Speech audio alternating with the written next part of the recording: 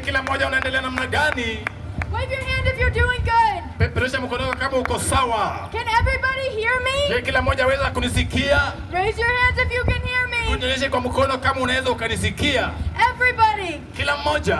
Your country is so beautiful. Nchi yenu ni nzuri sana. Where I'm from, it's cold and rainy. Mimi kule kwetu kuna mvua na kuna baridi. It is so sunny and nice here. Hapa kwenye kuna jua nzuri sana. I come from the United States of America. Mimi natoka Marekani. But I did not just come just to eat your delicious food. Sikuja tu kula chakula chenyu kizuri. I actually came to tell you a story today. Nilikuja pia kuwapatia hadithi. How many of you guys want to hear a story? Ni wangapi wangependa kusikia hadithi? Okay, so this story, Hadithi hii it takes place in ancient Israel. ilitendeka kule Israeli. And in this story, Na katika hii historia there is a father kulikuwa na baba and there is a son. na kulikuwa na mwana wake. How many of you are fathers or mothers? Ni wangapi hapa wewe ni baba ama wewe ni mama? Is anybody here? Kuna mtu hapa wewe ni baba ama ni mama? Awesome. Ni mzuri sana.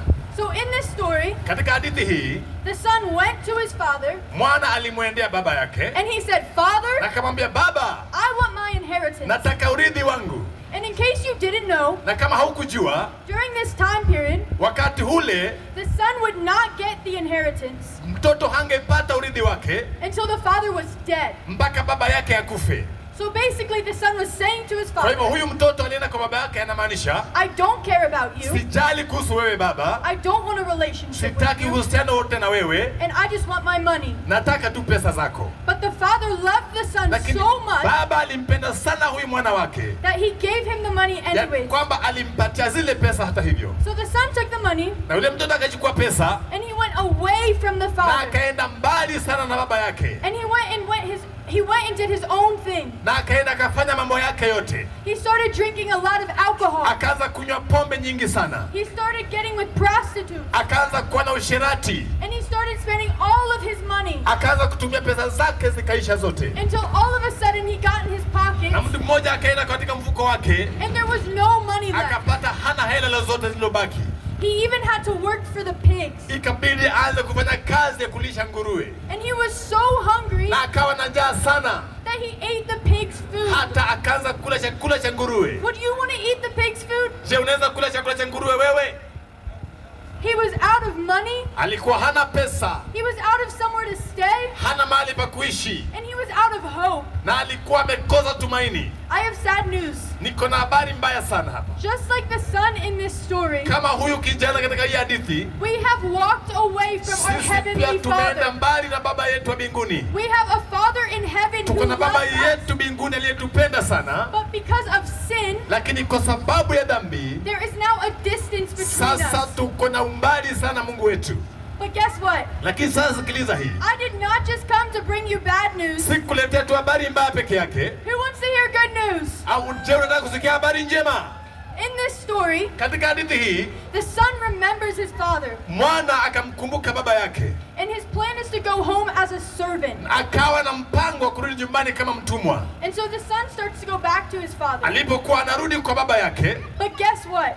tazama hii, Even though the father should have been mad, hata kama baba yake alifaa kasirike sana na yeye, and he was probably upset, na pengine alikuwa na anahisi vibaya kuhusu mtoto wake, when he saw the son coming back, alipomwona mwana akirudi nyumbani he was so excited. alifurahia sana, He opened his arms wide, alifungua mikono yake kabisa and he welcomed his son na home with a akamkaribisha hug. mwana wake nyumbani. He was so excited his son had come back. Alifurahia sana mwana wake amerudi nyumbani. Not only did he forgive him, Hakumsamehe tu, but he got him the best robes. lakini alimpatia mavazi He mazuri, got him the best jewelry. akampatia pete nzuri kabisa kavaa, And he got the best cow for a feast. na akapata ng'ombe mzuri akachinjwa, akafanya sherehe. And just like the father in this story Kama huyu baba katika hii hadithi was excited for the son to come back home, alifurahia mtoto wake akirudi nyumbani, our Father in heaven, baba yetu wa mbinguni he wants us to be home with him. anataka tukarudi nyumbani kwake. Which is why 2,000 years ago, Miaka 2000 iliyopita our Father made a way for us. baba yetu alifanya njia kwa ajili yetu, He sent his only son, Jesus alituma Christ. mwanawe wa pekee Yesu Kristo. Jesus walked on this earth. Yesu alitembea duniani, He healed the sick. aliponya wagonjwa, He freed the captives. aliwaweka huru waliofungwa, And he lived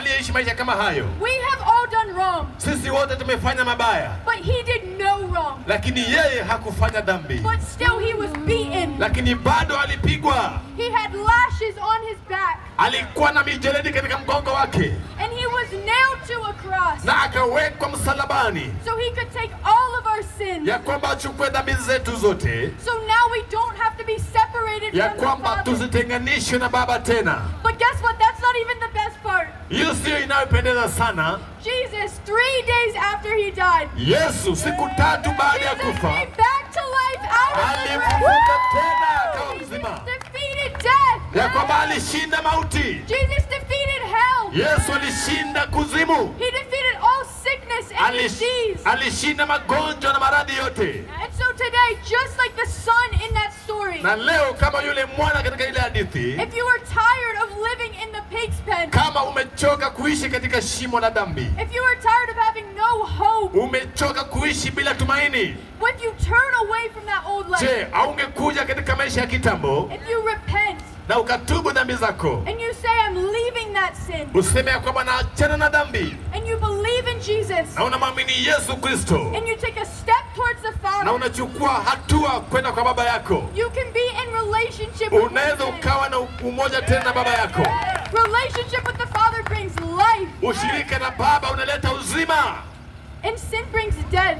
na dhambi inaleta mauti. And so if today you want to step from death into life with our Father, Kama leo unataka kutoka katika mauti uingie katika uzima, if you want to leave the hopelessness, unataka kuondoka katika kukosa tumaini, and you want to step in the fullness of joy, na leo unataka ukaingia katika utele wa furaha, I'm going to give you the opportunity today. naenda kukupatia nafasi hiyo. I'm going to count to 3. Nitahesabu 1 mpaka 3. And if you would like to commit to Jesus Kama ungependa kujipeana kwa Yesu, and to run back to the Father, unataka kurudi kwake Baba, I'm going to ask you to raise your hand on the count of 3. nitakuomba ya kwamba ukainua mkono wako juu. 1. 1. Jesus loves you so Yesu much. anakupenda sana. 2. 2. Get your hands ready. Weka mkono wako tayari sasa. 3. 3. Wangapi ungependa kumpokea Yesu? Weka mkono wako juu. That is amazing. Hiyo ni ajabu sana. If your hand is raised, I'm going to ask you to come forward. Kama